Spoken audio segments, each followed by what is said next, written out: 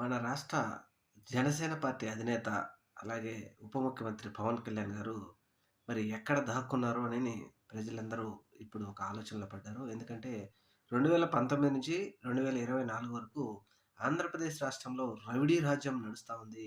మేమొస్తే ధర్మాన్ని ఒక పాదం మీద కాకుండా 4 పాదాల మీద నడిపిస్తామని చెప్పిన పవన్ కళ్యాణ్ ఈరోజు ప్రభుత్వ వ్యవస్థలను అడ్డం పెట్టుకొని ఇంత అరాచకం ఆంధ్రప్రదేశ్ రాష్ట్రంలో జరుగుతా ఉంటే, మరీ ముఖ్యంగా తిరుపతిలో ఒక జనసేన పార్టీ ఎమ్మెల్యే, అలాగే బీజేపీకి సంబంధించిన ఒక మంత్రి, మహిళా కార్పొరేటర్లు వస్తున్నటువంటి బస్సు మీద దాడి గాని, అనేక కారణాలకు దాడులు జరుగుతా ఉంటే, దీనికి జనసేన పార్టీ కారణమైతే, మరిప్పుడు ఎవరిది రౌడీ రాజ్యమో పవన్ కళ్యాణ్ గారు సమాధానం చెప్పాలి. జగన్ గారిది రౌడీ రాజ్యమా? చంద్రబాబు నాయుడు గారిది రౌడీ రాజ్యమా? పవన్ కళ్యాణ్ గారి రౌడీ రాజ్యమా? నరేంద్ర మోడీ గారిది రౌడీ రాజ్యమా? లేకపోతే కూటమిది రౌడీ రాజ్యమా?